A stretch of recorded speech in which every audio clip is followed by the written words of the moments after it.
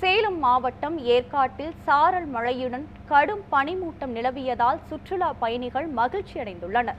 இது குறித்த கூடுதல் விவரங்களை செய்தியாளர் ரியாஸ் வழங்க கேட்கலாம். ரியாஸ், வணக்கம். சேலம் மாவட்டம் ஏற்காட்டில் சாரல் மழையுடன் கூடிய கடும் பனிமூட்டம் நிகழ்வதால் அங்கு சென்றிருக்கிற சுற்றுலா பயணிகள் கடும் மகிழ்ச்சி அடைந்துள்ளனர். இது குறித்து கூடுதல் விவரங்களை பதிவு செய்யுங்கள். வணக்கம் சிந்து.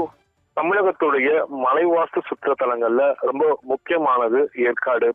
கடல் மட்டத்துல இருந்து 5000 அடி உயரத்துல இருக்கிறதால எப்பொழுதும் ஒரே மாதிரியான சீதோசன நிலை நிலவுகிறது.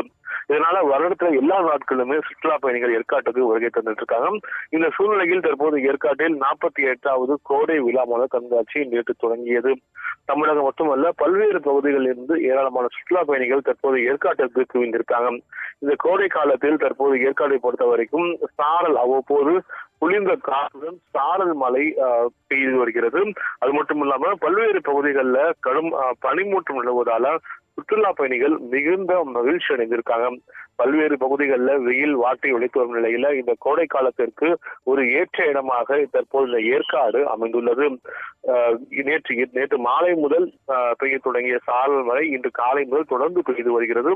அதே போல பல்வேறு பகுதிகளில் பனிமூட்டம் போல் காட்சி அளிக்கிறது. வெண்மேகங்கள் எல்லாம் தரையில் இருப்பது போன்று அதில் சுற்றுலா பயணிகள் மகிழ்ந்து தங்களுடைய பொழுதுகளை கழித்து வருகின்றார்கள். தமிழகம் மட்டுமல்ல, பல்வேறு பகுதிகளில் இருந்து வரக்கூடிய சுற்றுலா பயணிகள் ஒரு பக்கம் இந்த இயற்கை சூழல் அமைந்திருக்கக்கூடிய இயற்கையினுடைய வரப்பிரசாதமாக இருக்கக்கூடிய இந்த ஏற்காட்டையும் அதே போல அரசால் அமைக்கப்பட்டுள்ள மலர் கண்காட்சியும் கண்டு மகிழ்ந்து வருகின்றனர்.